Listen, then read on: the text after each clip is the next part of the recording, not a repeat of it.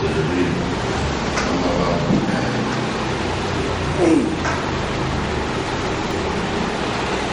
درس نہج البلاغہ کا آغاز ہو گیا ہے. البتہ ابتدائی مراحل میں گفتگو اور آج سے انشاءاللہ خطبے کا آغاز ہو جائے گا. ابتدا میں مقدمات کے طور پر یہ عرض کیا گیا تھا کہ نہج البلاغہ قرآن مجید کی طرح ایک ایسی زندہ اور پائندہ کتاب ہے جو صدیوں سے اپنی تراوت اور خوشبو باقی رکھی ہوئی ہے. 1400 برس گزر جانے کے باوجود بھی نہج البلاغہ میں کہنگی کا احساس نہیں ہوتا ہے. یعنی یہ کتاب پرانی نہیں ہوئی ہے. صدیوں کے گزر جانے کے بعد بھی اس کے متعلق آج بھی تازہ اور نو ہے. خستگی کا احساس نہیں ہوتا ہے پڑھنے والے کو. آج بھی وہی تازگی برقرار ہے.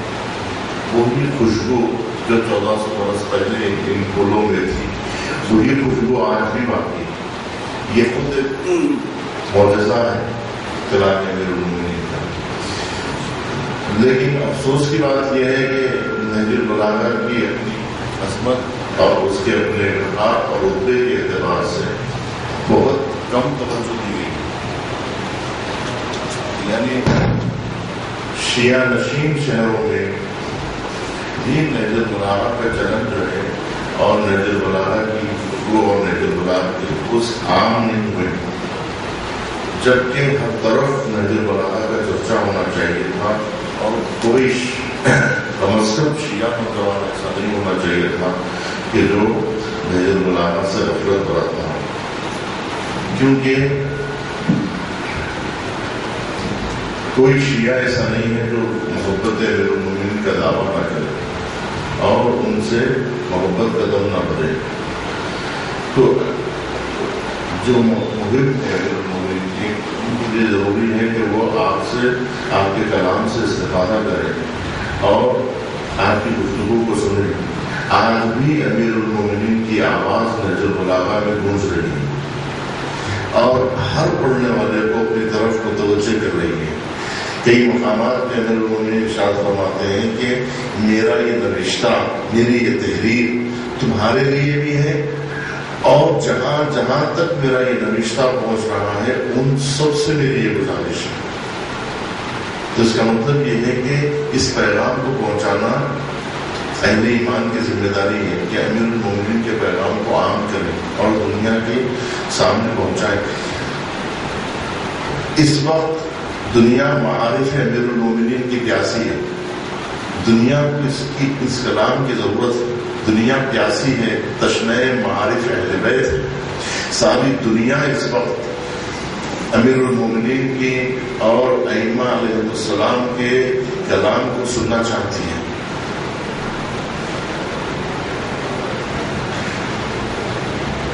انعت رکھنے والوں کی کمی نہیں رہی ہے.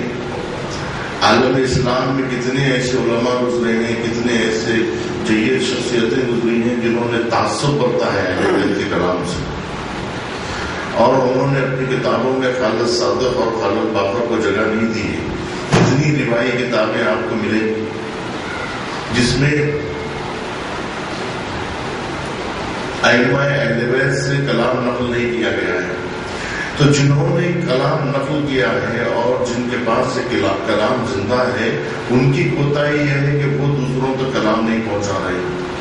اس سے پہلے بھی میں نے عرض کیا تھا کہ ہم لوگ امیر المومنین کے کلام پر ایک سانپ کی طرح بیٹھ گئے ہیں جو نہ خود استفادہ کر رہے ہیں اس کلام سے اور نہ دوسروں کو قریب آنے دے رہے ہیں.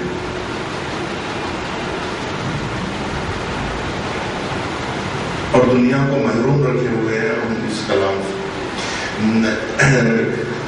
اور کتنے ایسے جید علماء گزرے ہیں با انصاف کہ جنہوں نے، اور خاص طور پر بڑے عربی کے ادیب جیسے جاہز ہیں، جیسے محمد عبدو ہیں. محمد عبدو نے تو نہج البلاغہ کی شرح کی ہے جو جمال الدین اسد آبادی کے شاگرد رہے ہیں. خود نہج البلاغہ کی سب سے اہم شرح یہ جو میرے سامنے ہے، شرح نہج البلاغہ، یہ ابن ابی الحدید معتزلی کی ہے۔ اب تک نہج البلاغہ پہ جتنی شرح لکھی گئی ہیں ان تمام شروع میں سب سے اہم ترین شرح جو نہج البلاغہ کے سلسلے سے سامنے آئی ہے وہ ابن ابی الحدید معتزلی کی ہے۔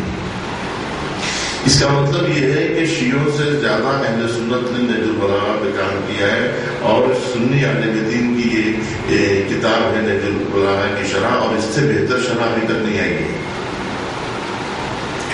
نہج البلاغہ کی ابن ابی الحدید سے بہتر کوئی شرح ابھی تک ہمارے پاس نہیں آئی۔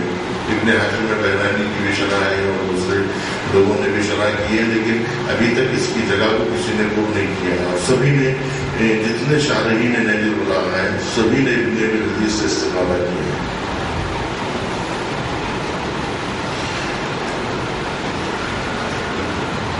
الحمدللہ اسلامی انقلاب کے کامیاب ہونے کے بعد میں نہج البلاغہ کی پر کام شروع ہوا، فارسی میں بہت سارا کام ہو رہا ہے، لیکن اب بھی یہ کہا جا سکتا ہے کہ انصاف نہیں ہو سکا ہے اس کتاب کے تعلق سے، کیونکہ جو خلا تھا وہ اس قدر زیادہ رہا ہے کہ اس کا پر کرنا جو ہے ابھی بہت مشکل ہے۔ جو ناانصافی کی گئی ہے اور جو غفلت برتی ہے شیعوں نے اس کلام کے تعلق سے، اس کا جبران ابھی ممکن نہیں ہے، ابھی تک بھی اس کا جبران نہیں ہو پایا ہے، اور جتنی کچھ کتابیں وجود میں آنی چاہیے تھی اور جتنا کچھ اس کتاب کے تعلق سے مباحث سامنے آنا چاہیے تھے نہیں آ سکے۔ نہج البلاغہ ایک دنیا ہے معارف اور کلام کا ایسا خزانہ ہے معارف کا۔ قرآن مجید کی تفسیر آپ کو جو ہے نہج البلاغہ میں ملے گی، اور ایسی تفسیر جو کہیں اور آپ کو نہیں مل سکتی۔ انبیاء علیہ السلام کی عصمت کا دفاع،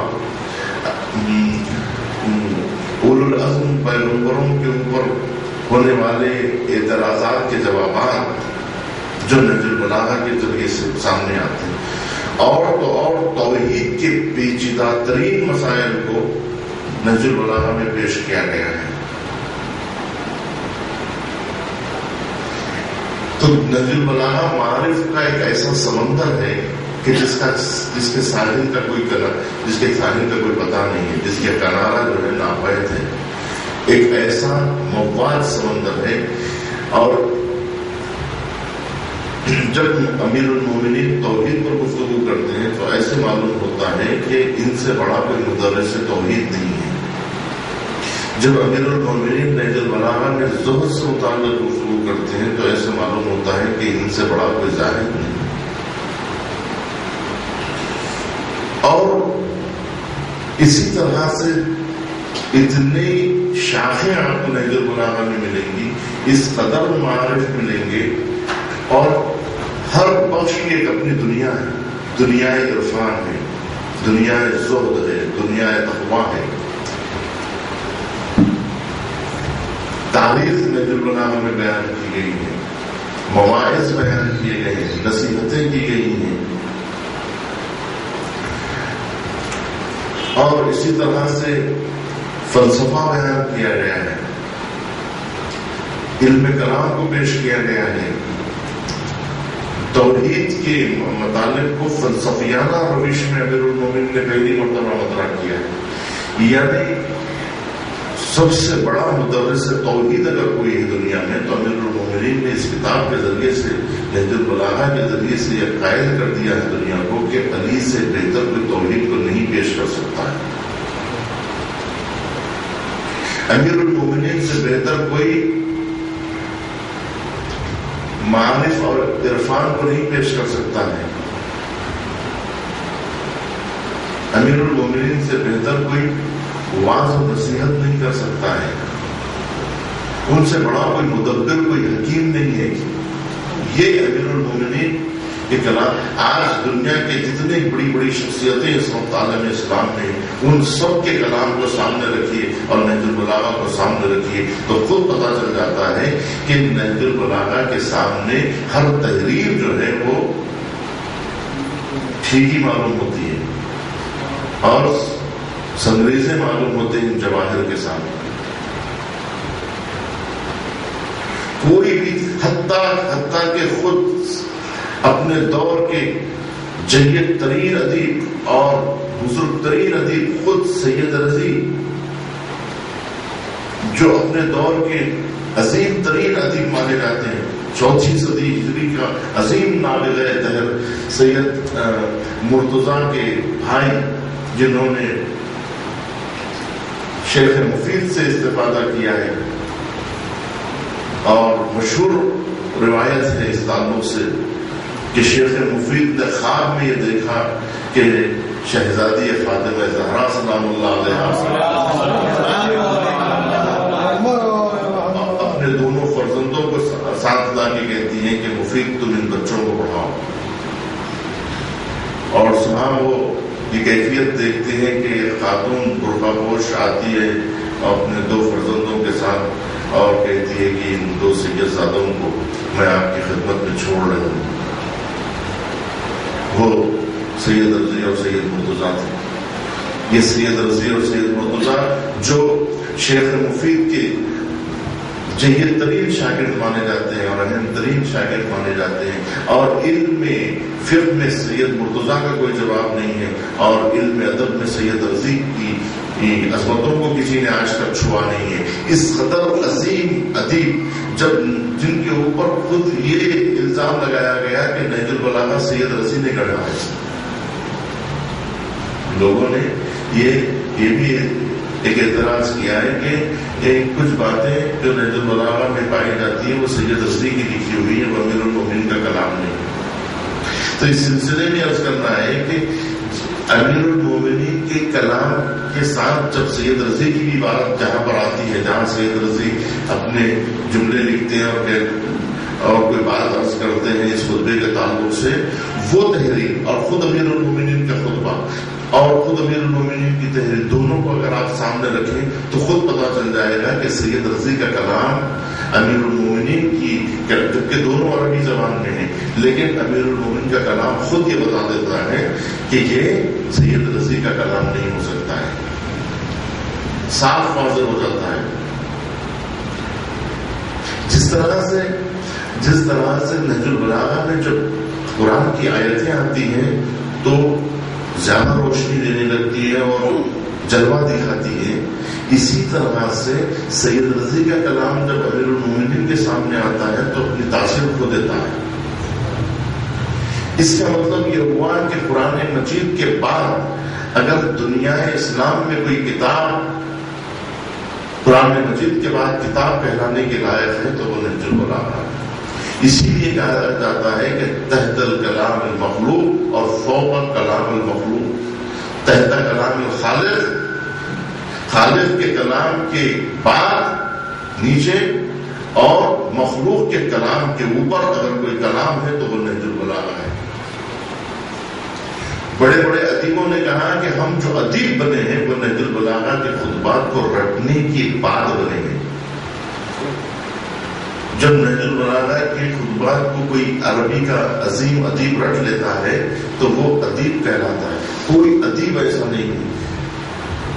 یہاں تک کہ ابن ابی الحدید کہتا ہے کہ کچھ خطبے نہج البلاغہ میں ایسے ہیں جسے میں نے 1000 بار پڑھا ہے لیکن اس کی لطافت میں کمی نہیں آئی ہے، 1000 بار پڑھنے کے باوجود بھی، ورنہ ایک مرتبہ آپ پڑھ لیں دوبارہ پڑھنے کو جی نہیں چاہے گا، دنیا کی کتنی اچھی کتاب کیوں نہ ہو، ایک بار پڑھنے کے بعد دوبارہ پڑھنے کے لیے جی نہیں چاہے گا کہ ہاں یہ پڑھ لیا اسے رکھ دو۔ لیکن امیر المومنین کا کلام اس قدر طرح، اور جب بھی پڑھیں اس میں تازگی محسوس، جو شان قرآن مجید کی ہے ویسی ہی کچھ شان نہج البلاغہ کے اندر بھی پائی جاتی ہے کہ صدیوں کے گزر جانے کے بعد قرآن مجید کی طرح یہ بھی ایک زندہ کتاب ہے، یعنی نہج البلاغہ اپنی تاثیر کوئی نہیں ہے۔ جبکہ کوئی کتاب گزشتہ صدی میں لکھی جاتی ہے تو اس صدی میں تاثیر کھو دیتی ہے، اس صدی میں اس کا کوئی پڑھنے والا نہیں ہوتا۔ اب اگر کوئی 1400 برس پہلے کی کوئی کتاب ہو تو اس وقت وہ مفید نہیں ہوگی، لیکن نہج البلاغہ آج بھی اسی طرح سے مفید ہے جیسے 1400 برس پہلے تھی۔ اور کتنے ایسے معارف ہیں جو روز بروز نہج البلاغہ سے کشف ہوتے جا رہے ہیں. ابھی انکشافات کا سلسلہ جاری ہے. ابھی گوہر نایاب چننے والے، نہج البلاغہ کی سیر کرنے والے اور نہج البلاغہ میں غواصی کرنے والوں کو آج بھی موتیاں مل رہی ہیں. آج بھی کوئی نہج البلاغہ سے خالی ہاتھ واپس نہیں جاتا ہے، چاہے کتنا ہی بڑا ادیب کیوں نہ ہو. علماء اور مفکرین کہتے ہیں کہ جس طرح سے قرآن مجید میں چند مقامات ایسے آتے ہیں جہاں سجدہ واجب ہو جاتا ہے، اسی طرح سے نہج البلاغہ میں بھی چند مقامات ایسے آ جاتے ہیں کہ جہاں سجدہ کرنا واجب ہو جاتا ہے. یعنی ادبا کا سجدہ، مفکرین کا سجدہ، علماء کا سجدہ، جہاں مفکرین اپنا سر خم کر دیتے ہیں اس کلام کی عظمتوں کے سامنے اور بخت کا شکار ہو جاتے ہیں، روب طاری ہو جاتا ہے. وہ جلالت ماں یہ کتاب ہے کہ جس کو سمجھنا عام لوگوں کے لیے دشوار ہے، اور اس کے الفاظ ثقیل ہیں اور تشبیہات کی ایک دنیا ہے کہ امیر المومنین نے نہج البلاغہ میں تشبیہات، تمثیلات، استعارات، کنایات کو اس قدر استعمال کیا ہے کہ اس کی شاہراہ سے گزرنے والا کوئی بھی مسافر مغالطے اور مجادلے کی شعلہ بار دھوپ سے جھلس نہیں سکتا. شک و تردد رکھنے والے توحید کی معارف میں یا معارف اسلامی میں وہ لوگ محفوظ رہ جاتے ہیں. نہج البلاغہ پڑھنے کے بعد انہیں یقین آ جاتا ہے معارف اسلامی پر، اسلام کی حقانیت پر. چنانچہ کشف کا سلسلہ جیسا کہ میں کہہ رہا تھا آج تک جاری ہے. چنانچہ توحید کے مسائل میں 1000 سال تک لوگ یہی سمجھتے تھے کہ اللہ واحد ہے، یعنی ایک ہے. واحد عددی سمجھتے تھے، ایک ہے. اس طرح سے جو ہے نا لوگ کہتے تھے کہ اللہ ایک ہے، یعنی 2 نہیں ہے، 3 نہیں ہے، ایک ہے. ایک کہتے تھے، واحد عددی کہتے تھے. لیکن نہج البلاغہ سے کشف ہوا 400 برس پہلے کہ اللہ واحد نہیں ہے، واحد عددی نہیں ہے، 1 2 کا ایک نہیں ہے، بلکہ وہ ایک ایسا ایک ہے کہ جس کے جیسا کوئی دوسرا نہیں ہے. یعنی نہج البلاغہ نے بتایا کہ اللہ واحد نہیں بلکہ احدی الذات ہے.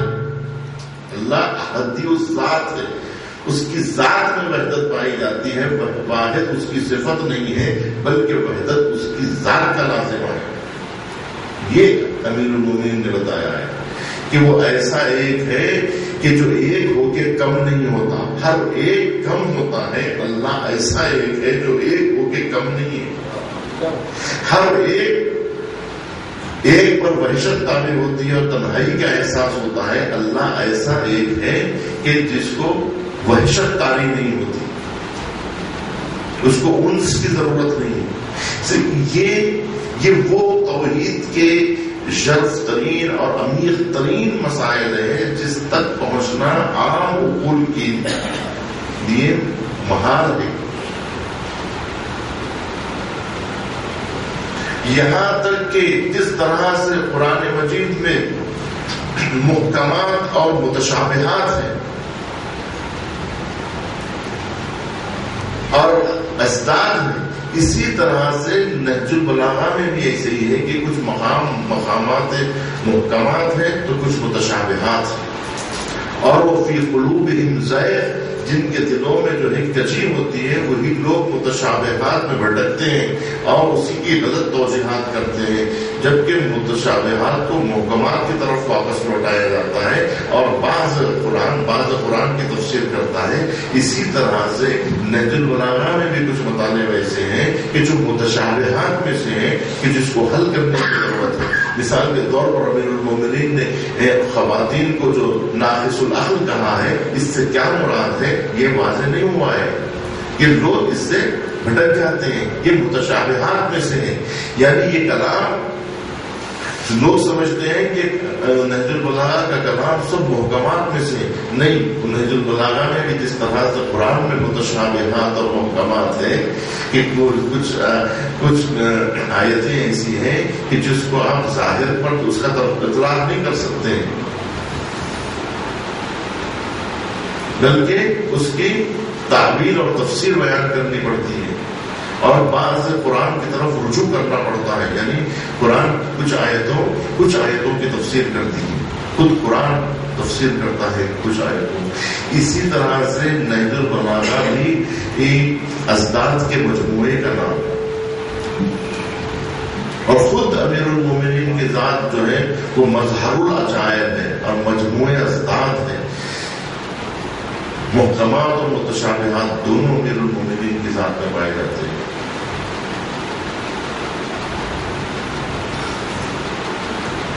جس خود امیر المومنین کی ذات اس طرح سے جامع ازداد ہے کہ فضائل امیر المومنین کی ذات میں جو جمع ہے وہ مختلف صفات ایک ہی ذات کے اندر جمع ہے، جبکہ یہ محالات میں سے اور جو ہے مشکل ہے کہ کوئی ازداد کسی ذات میں جمع ہو جائے. مثال کے طور پہ جو دنیا دار انسان ہوتا ہے، جو دنیا سے واقف ہوتا ہے، وہ دین سے واقف نہیں ہوتا ہے. جو مادی کے مسائل کو جانتا ہے وہ معنویات سے واقف نہیں ہوتا ہے. جو معنویات سے جو لوگ واقف ہوتے ہیں وہ لوگ مادیات سے واقف نہیں ہوتے.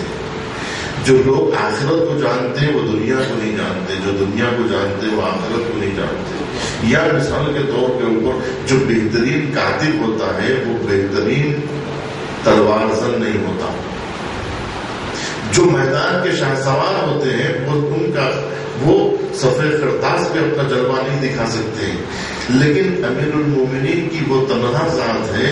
یہ کہا جاتا ہے کہ جس ہاتھ میں تلوار ہوتی ہے اس ہاتھ میں قلم نہیں آ سکتا، اور جس ہاتھ میں قلم اچھا چلتا ہے اس ہاتھ میں تلوار اس ہاتھ سے تیز نہیں چل سکتی ہے. یعنی کہا جاتا ہے کہ قبضہ شمشیر پر قبضہ جمانے کے لیے انگلیوں کا مضبوط ہونا ضروری ہے، اور قلم چلانے کے لیے انگلیوں کا نازک ہونا ضروری ہے. اسی لیے جو قلمکار ہوتے ہیں وہ میدان کے غازی نہیں ہوتے. جو میدان میں جو تلوار چلاتے ہیں وہ قلم نہیں چلا سکتے، وہ کاتب نہیں ہو سکتے. تو جو کاتب ہوتا ہے وہ تلوار زن نہیں ہوتا، جو تلوار زن ہوتا ہے وہ کاتب نہیں ہوتا. لیکن امیر المومنین کی وہ تنہا ذات ہے کہ جو صلح حدیبیہ میں کتابت بھی کرتے ہیں اور بدر و احد میں جنگ بھی لڑتے ہیں، جو میدان کے بھی غازی ہے اور قلم کے بھی ماہر ہے. یہ ازداد آپ کی ذات میں، اسی لیے کہتے ہیں مظہر العجائب ہے آپ کی ذات. تمام صفات پروردگار آپ کے اندر جمع ہے، اور صفات میں آپ جانتے ہیں کہ اللہ کے صفات میں خالص بھی ہے، باسط بھی ہے. هو الاول هو الاخر هو الظاہر هو الباطن.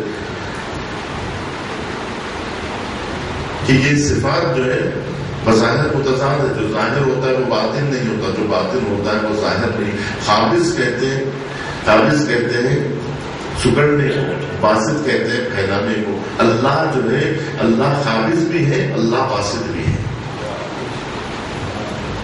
دینے والا بھی ہے، لینے والا بھی ہے، قبض بھی ہے، بسط بھی ہے. تو یہ قبض و بسط ایک ذات کی صفات ہے. اور اس کا جو آئینہ ہوگا کہ جہاں یہ صفات جلوہ گر ہوں، یہ کتنی مشکل بات ہے کہ یہ جو قابض کا آئینہ دار ہوتا ہے وہ باسط کا آئینہ دار نہیں ہو سکتا. جو عبد باسط ہوتا ہے وہ عبد قابض نہیں ہوتا، جو عبد قابض ہوتا ہے وہ عبد باسط نہیں ہوتا. لیکن امیر المومنین عبد قابض بھی ہے، عبد باسط بھی ہے، عبد اول بھی ہے، عبد آخر بھی ہے. تو اس طرح سے صفات متضاد صفات امیر المومنین کی ذات ہے جمع ہے. اسی طرح نہج البلاغہ میں ان مسائل کو اس طرح سے جمع کیا گیا ہے، اور ہر مسئلے پر توجہ دی گئی ہے اور قرآن مجید کے مشکل مباحث کو نہج البلاغہ میں جو ہے بیان کیا گیا ہے. جیسے جیسے ہم نہج البلاغہ سے آشنا ہوتے جائیں گے یہ مسائل اور عظمت نہج البلاغہ چند لفظوں میں بیان نہیں ہو سکتی ہیں کہ اس کے فضائل کو ہم مقدمے میں ذکر کرتے ہیں. اور جو ہے جیسے جیسے آپ نہج البلاغہ پڑھتے جائیں گے تو نہج البلاغہ کی عظمت اور اس سے آشنائی خود بخود ہوتی چلی جائے گی اور دن بدن آپ روشن ہوتے چلے جائیں گے. دن بدن آپ کے جیسے جیسے آپ امیر المومنین کے کلام سے آشنا ہوں گے آپ کے ذہن کھلتا چلا جائے گا اور دل و دماغ کے دریچے واہ ہوتے جائیں گے, روشن ہوتے جائیں گے, کھلتے جائیں گے. اور توحید کے وہ معارف جو اس سے پہلے جس سے ہم آشنا نہیں تھے وہ ہم آشنا ہوتے جائیں گے.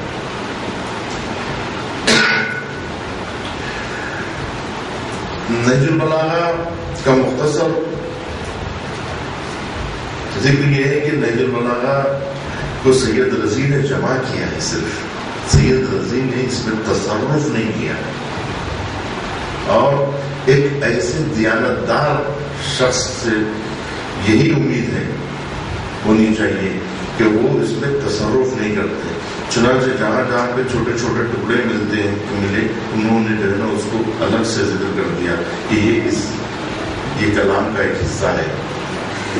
اپنی طرف سے انہوں نے جو ہے اس میں تصرف نہیں کیا میرے کلام اور وہ کلام نقل کیا ہے کہ جو پوری طرح سے سید رضی کو جس کے اوپر امیر المومنین کے کلام ہونے کا جس پر یقین تھا اسی کلام کو نقل کیا ہے. چنانچہ وہ خطبات کہ جس خطبات پر تردد ہو سکتا ہے ان خطبات کو نہج البلاغہ میں جمع ہی نہیں کیا گیا ہے. چنانچہ اب اسنادات نہج البلاغہ بھی چھپ چکے ہیں اور ہر کلمے کے ہر خطبے کے اسنادات جو ہیں وہ جمع ہو چکے ہیں.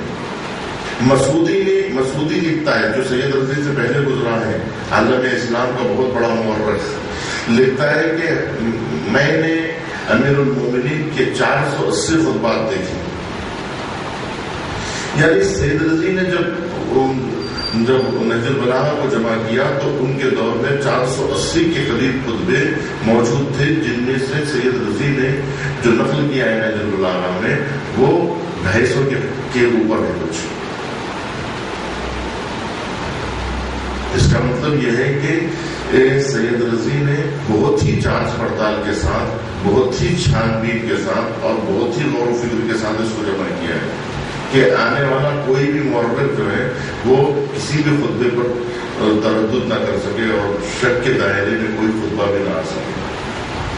تو یہ ایک ایسی مستند ترین کتاب ہے اس وقت کہ جس کے بارے میں ہم پورے یقین کے ساتھ کہہ سکتے ہیں کہ اس کا تمام مجموعہ امیر المومنین سے نسبت رکھتا ہے اور امیر المومنین ہی کا کلام ہے اور کلام خود بتاتا ہے کہ صاحب کلام کون.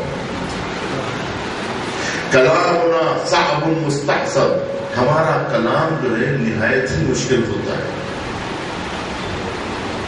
یہ امیر کلام ہے اور امیر کلام کا کلام بھی امیر ہوتا ہے, امیر کلام ہوتا ہے.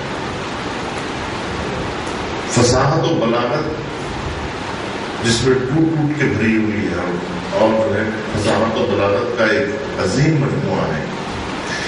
سید رضی نے اس کتاب کو آج سے 1000 سال پہلے جمع کیا ہے. 4تھی صدی ہجری کے اواخر میں یہ کتاب جو ہے وہ ترتیب پائی ہے. اور اس سید رضی مقدمے نہج البلاغہ میں کہتے ہیں کہ اس کتاب کے لکھنے کا سبب ایسے ہوا کہ میں نے قصائد سے امیر المومنین کے نام سے کتاب لکھی جس میں نے قصائد سے امیر المومنین میں چند جملات اور ارشادات